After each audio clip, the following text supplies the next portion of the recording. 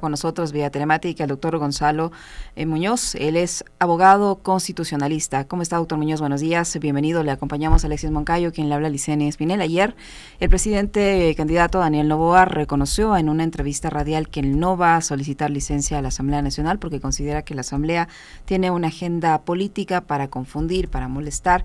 Además señaló que la Asamblea Nacional no es la entidad que debe determinar si existe o no una infracción electoral. Y lo más singular de lo que dijo es que él está en plena campaña electoral, no está ejerciendo el cargo de presidente o no está en funciones y que él está con un permiso. La pregunta aquí es ¿qué entidad, qué organismo o quién le dio permiso al presidente de la República para realizar la campaña electoral? La Asamblea, a través de su secretario, ya ha aclarado también que no ha llegado ninguna solicitud de permiso a esta función del Estado, que es la que debe otorgarle esta licencia. Entonces, ¿quién le dio permiso al presidente y qué tan legal es que él se autoconceda este permiso para hacer campaña? Buenos días, bienvenido. Estimada Licenia, estimado Alexis, buenos días para los dos, buenos días para todas las personas que nos ven y nos escuchan por Radio Pichincha esta mañana. A ver, es realmente lamentable, considero yo, la posición jurídica que ha adoptado el presidente de la República respecto a la solicitud obligatoria de licencia que tiene en virtud de lo que establece el artículo 93 del Código de la Democracia. Esto ya lo vimos en primera vuelta, ¿sí?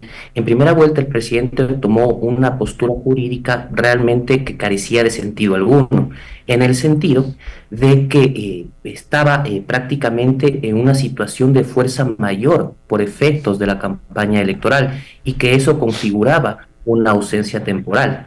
Pues bien, eso como la misma Corte lo reconoció al esclarecer las causas que fomentan una fuerza mayor, pues no tenía cabida alguna. Ahora el presidente, en la segunda vuelta electoral, ya no teniendo a la señora Verónica Abad de por medio, insiste lamentablemente en incumplir con la ley, que es expresa el artículo 93 del Código de la Democracia en la obligatoriedad que tienen todos los funcionarios públicos de solicitar licencia durante un periodo de campaña electoral. Dicho esto, pues ahora el presidente dice, estoy con un permiso, pero en el Ecuador todos los servidores públicos, todos los ciudadanos, estamos bajo el imperio de la ley. Tenemos que cumplir estrictamente con las obligaciones que nos impone tanto la Constitución, tanto las leyes, como normas de carácter infralegal. Y en este caso, pues, el presidente, alguien tiene que otorgarle esa autorización para que se configure una ausencia temporal y él pueda realizar actos como candidato y no como presidente de la República. Él no puede darse un permiso, pues. Eso no existe para ningún funcionario público. Y pues, en tal virtud, la carta que ha enviado al Consejo Nacional Electoral no surte ningún efecto jurídico. El Consejo Nacional Electoral no tiene competencia alguna para determinar o otorgarle licencia al presidente de la República. ¿Qué sí puede hacer el Consejo Nacional Electoral? En el caso de que consideren que se ha cometido una infracción electoral durante el proceso, denunciarlo al Tribunal Contencioso Electoral, cuestión que no lo han hecho, todos sabemos por qué. Entonces, lo que está haciendo el presidente, enviando esta comunicación, es simplemente informándole al Consejo Nacional Electoral lo siguiente: no voy a pedir licencia, voy a incumplir nuevamente con la ley, estoy realizando actos proselitistas y les informo a ustedes que no voy a utilizar recursos públicos, porque él lo dice. Sin embargo, la Ley Orgánica Electoral y de Organizaciones Políticas, Código de la Democracia, es expreso en determinar que un funcionario en el ejercicio de su cargo no puede, pues, inducir al voto en actos públicos, privados, etcétera, y eso es precisamente la infracción que está cometiendo, repito, lamentablemente, el presidente Noboa por asesorarse mal jurídicamente. ¿Cómo está, doctor Muñoz? Qué gusto saludarle, buenos días. Aquí la pregunta que cabe hacerse entonces es si es que el presidente Noboa, entendemos, cometió o habría cometido una infracción, o estaría cometiendo una infracción electoral muy grave. ¿Cuál es la entidad llamada a sancionarle? Y no solo a él, fíjese, porque hay algunas otras autoridades en funciones que están haciendo abiertamente campaña y sobre las cuales, digamos, de momento no hay ningún tipo de denuncias y tampoco vemos la prolijidad que hubo en otros casos por parte del Tribunal Contencioso Electoral, por ejemplo. Alexis, buenos días contigo también. A ver, en este caso, desde mi punto de vista, el presidente está incurriendo en una infracción electoral grave, al tenor del artículo 279, numeral 3. Es que es lógico, porque en el ejercicio de su cargo está induciendo al voto en un proceso electoral, algo que está expresamente prohibido por la ley. ¿Sí? Olvidémonos del tema de la licencia. Ningún funcionario, Alexis, puede, en este caso, inducir al voto, hacer campaña ejerciendo un cargo público, que es lo que está haciendo el presidente de la República, cuando simplemente tendría la posibilidad de solicitar, como expresa la Constitución, como expresa la ley, la licencia correspondiente a la Asamblea Nacional. Y he escuchado yo también que menciona que la Asamblea se lo puede negar. En este caso, pues no se la podría negar porque tiene que cumplir también con la ley, ¿sí? Si el presidente es candidato al mismo tiempo, va a una reelección y está solicitando licencia para hacer campaña, el Parlamento tiene que otorgarle pues dicha licencia al tenor del artículo 42 de la Ley Orgánica de la Función Legislativa. No es cuestión, Alexis, de presidente actual ni ninguno en el futuro, de que como no me gusta la composición del Parlamento, no estoy de acuerdo en las mayorías que se conformaron, entonces no cumplo con la ley. No funciona así, ¿sí? El Parlamento perdón que le interrumpa, doctor Muñoz. Yo pensaba preguntarle justamente sobre esto, porque es increíble, pero ¿usted cree que esto tiene que ver con este desprecio, ¿no?, manifiesto que hay de parte del presidente hacia la Asamblea? ¿Es una intención propia de la personalidad de Noboa de pretender justamente eso, ¿no? Decir, esta Asamblea y su composición no me gustan, no me gusta la presidenta, no me gusta el CAL, no me gusta la Asamblea, entonces no tengo por qué pedirles permiso. ¿Usted cree que tiene que ver algo con rasgos personales, con una disputa personal del señor Noboa?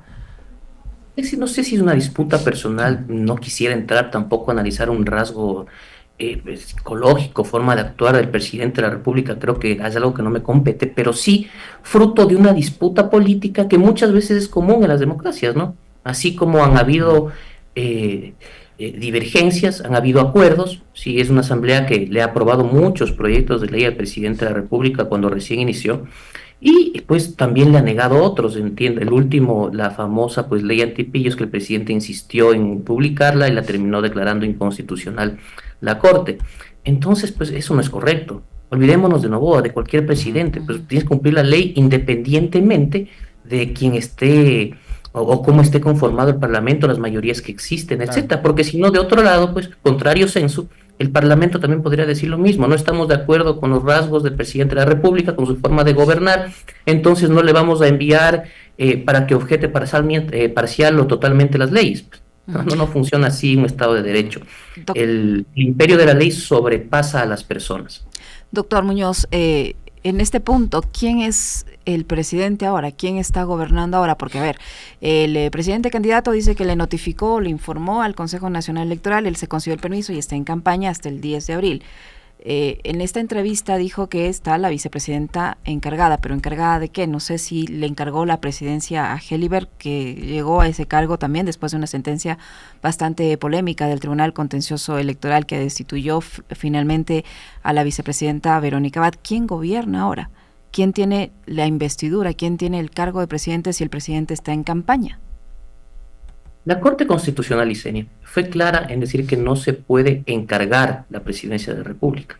Eso fue expreso en un dictamen cuando analizó la constitucionalidad de los decretos 500 y 505. Es decir, la ausencia temporal opera ipso iure para que opere, valga la redundancia, la sucesión en este caso de forma temporal. Entonces, quien está gobernando ahorita, sin ninguna duda, pues es el presidente Noboa, que mientras gobierna, lamentablemente infringiendo la ley, sigue haciendo campaña electoral, induciendo al voto a los ciudadanos, pues, y cometiendo una clara infracción electoral. Y aquí me olvidaba de responder algo que me preguntó Alexis. ¿Quiénes tienen que presentar estas denuncias para que lo conozca el contencioso electoral? En primer lugar, porque así lo faculta la ley, los miembros del Consejo Nacional Electoral, ¿sí? Ellos son los no obligados, pero sí facultados por la normativa electoral para que cuando a su criterio conozcan una infracción, la denuncien al Tribunal Contencioso Electoral.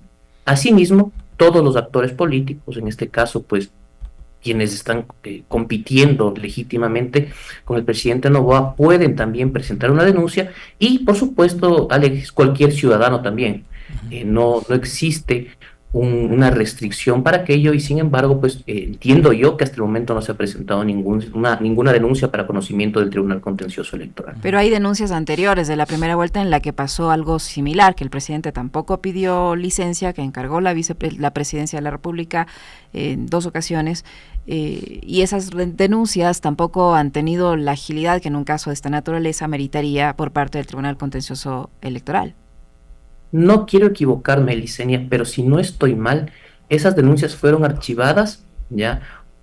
A criterio del Tribunal Contencioso Electoral, yo no las he leído, por no cumplir con los requisitos. Es de lo que yo me acuerdo, no quiero estar equivocado, pero entiendo que esa es la situación jurídica.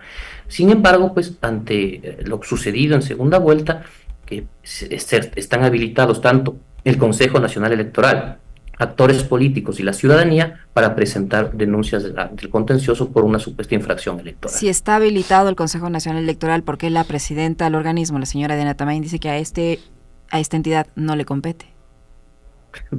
La competencia está en la ley. Esa competencia sí está en la ley. Lo que no está en la ley, pues, es lo que ella se inventó mediante resolución. Así que ahora ya mismo va a resolver la Corte Constitucional esa absurda, atrabiliaria posición de resolución de no poder tomarle foto al voto, coartando la libertad de expresión de los ciudadanos y además sin ningún tipo de sustento fáctico o jurídico. Eso sí no está en la ley. Y encima más poniendo unas multas que, como bien manifestaba otro colega abogado, sobrepasan pues incluso la gravedad de quien lleve un arma al recinto electoral. Entonces no tiene ningún sentido. Esa es la posición pues de la señora Tamain, con la cual yo no concuerdo en lo absoluto. La competencia para presentar denuncias por infracciones es la primera. El Consejo Nacional Electoral está establecida en el Código de la Democracia. ¿Puede hacer algo, ya que abordamos este tema, doctor Muñoz, sobre la decisión de prohibir y de sancionar el uso del celular en la urna al momento de votar? ¿Puede hacer algo la Corte Constitucional después de que el juez Herrera, me parece que es el apellido, pidiera a la Corte justamente un pronunciamiento sobre esta prohibición? ¿Estamos con tiempo como para que la Corte aborde este tema y pueda echarse abajo la decisión del CNE o no? A ver, lo que hizo el juez Ortega, ¿ya?, es solicitar una consulta de norma en virtud de un recurso que se planteó en contra de dicha resolución ante el Tribunal Contencioso Electoral, ¿ya? Eso es lo que hizo el juez Ortega.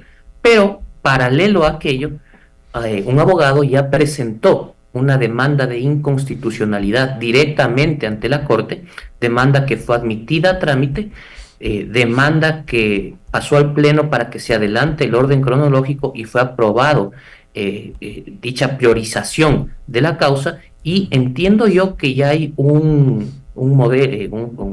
propuesta de dictamen para que sea conocido por el Pleno de la Corte Constitucional. Entonces, si vamos con los tiempos, yo creo que la Corte va a sacar su dictamen, emitir su dictamen antes del 13 de abril, independientemente de la consulta de norma que ha solicitado el juez Ortega por parte del Tribunal Contencioso Electoral.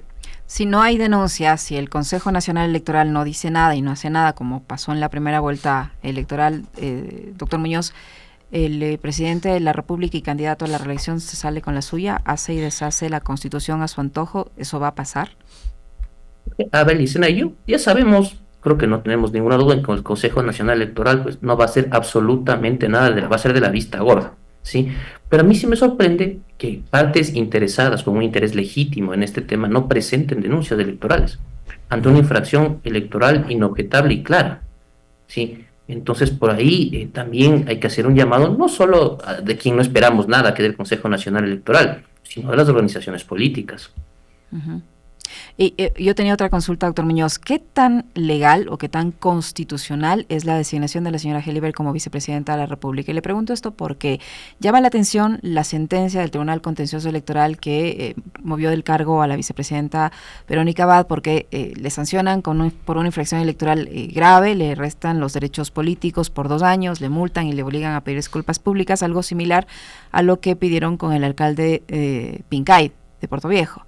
Pero resulta que en el caso de la señora Abad, en la sentencia le piden al Ministerio del Trabajo notificar con la prohibición de ejercer un cargo público, algo que no ocurrió con el alcalde Pincay, que sigue ejerciendo sus funciones como alcalde. Si a la señora se le sancionó con 2 años y su periodo termina en mayo, ¿era una ausencia temporal o era una ausencia definitiva? Si era una ausencia definitiva, como parecer es, porque son 2 años y no va a poder regresar a ocupar un cargo público en 2 años y su periodo se termina en mayo, aparentemente es una ausencia definitiva. Y allí lo que tenía que hacer el presidente es conformar la terna, enviar a la Asamblea y que la Asamblea designe un vicepresidente. O es correcto esto de asumir que es con esta jugada, ¿no? Asumir que es una ausencia temporal y dejar las cosas como están.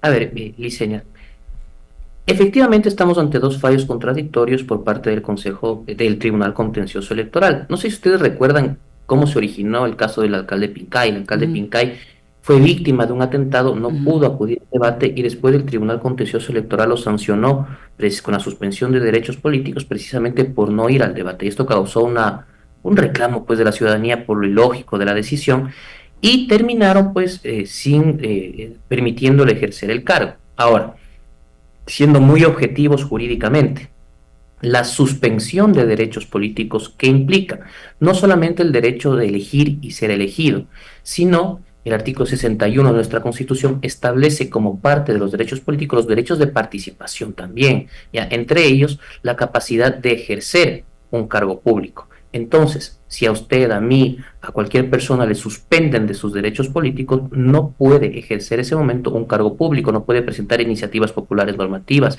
no puede presentar una propuesta de enmienda constitucional, etcétera. Explico, no puede tener ese tipo de iniciativas propias que nos generan los derechos políticos. Ahora bien, ¿por qué creo yo que este caso tiene que acudir ante la Corte? Porque la Corte debe dilucidar un problema jurídico, ¿sí? Que es el que usted mencionaba. Si el presidente o vicepresidente de la República son sujetos de esta sanción de suspensión de derechos que pueden retirar del cargo momentánea o definitivamente a los 2 mandatarios. En el caso de la señora Verónica Abad, la suspensión de derechos políticos configura una ausencia temporal, ahora sí configura una ausencia temporal en virtud de lo establecido en el artículo 146 de la Constitución. Ausencia temporal, ¿por qué? Por fuerza mayor, por disposición de una orden judicial. Olvídense si estamos de acuerdo o no, este es un hecho, ¿sí? Entonces, dicha ausencia temporal tiene un tiempo de 90 días y cuando supere el tiempo de 90 días, se convierte recién ahí en definitiva, ¿sí? Y ahí es cuando el presidente está habilitado para poder enviar una terna a la Asamblea Nacional para que elijan una nueva vicepresidenta de la República. En tal virtud, en este caso, pues el gobierno sí puede, sí está habilitado para designar momentáneamente a una ministra de Estado, un ministro de Estado, como vicepresidente de la República. Doctor, en otros temas, pero que tiene que ver también mucho con la legislación vigente, hay un par de asuntos en materia de seguridad, ¿no? Que se han conocido y que han sido mencionados por el ministro de Defensa en los últimos días.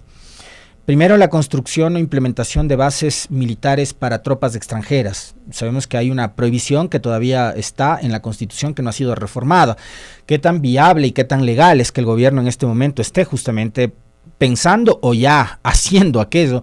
Y lo otro, la llegada de estos señores de Blackwater, ¿no? Esta empresa de seguridad que tiene varias denuncias por estafa, por violaciones de derechos humanos y que el gobierno de Noboa ha acudido para que dé una suerte de asesoría o qué sé yo. No hay mucha claridad sobre eso en nuestro territorio. Estas 2 cosas, desde el punto de vista legal y constitucional, quisiera por favor su reflexión y su análisis sobre los mismos. Claro, a ver, yo he escuchado intenciones ya por parte del presidente de la República, no del presidente, de miembros del Ejecutivo, perdón, de llegar a un acuerdo, en este caso con el gobierno de Estados Unidos, para implementar la presencia de una base extranjera aquí en el Ecuador. existen criterios de que ya están haciendo una preparación de instalaciones, etcétera, pero para aquello se necesita, para que aquello se consolide, se necesita que la Asamblea Nacional apruebe en 2 debates la reforma parcial al artículo 5 de la Constitución propuesta por el presidente de la República, en el sentido de eliminar la prohibición para que se puedan dar este tipo de acuerdos y que existan bases extranjeras en el Ecuador. Y una vez que ha sido aprobado por la Asamblea Nacional, esto tiene que ir a un referéndum ratificatorio, donde el pueblo ecuatoriano, nosotros, ¿no es cierto?, diremos si estamos o no de acuerdo con dicha propuesta. Asimismo, vamos a suponer que en el referéndum el resultado es positivo para lo que propone el presidente. En ese caso, pues tiene que suscribirse un instrumento internacional, ya sea un tratado o cualquier otro tipo, entre, llamémoslo así como ejemplo, el Ecuador y Estados Unidos, un instrumento jurídico que es sujeto de control constitucional por parte de la Corte y también por parte de control político de la Asamblea Nacional. Una vez que haya superado ambos controles, recién entra a regir. Y ahí el presidente, pues, podría, el gobierno del Ecuador, podría configurar lo que está pretendiendo en este caso, implementar un convenio, un tratado para la presencia de una base extranjera en el Ecuador. Y con respecto al tema de la contratación de esta empresa, pues sí fue algo que llamó la atención, porque miren, nadie puede estar en desacuerdo en que exista una ayuda internacional, un convenio en tema de seguridad, ¿no es cierto?, con fuerzas armadas, policiales, etcétera, de otros países. Sí está en discusión el rol que va a tener esta empresa.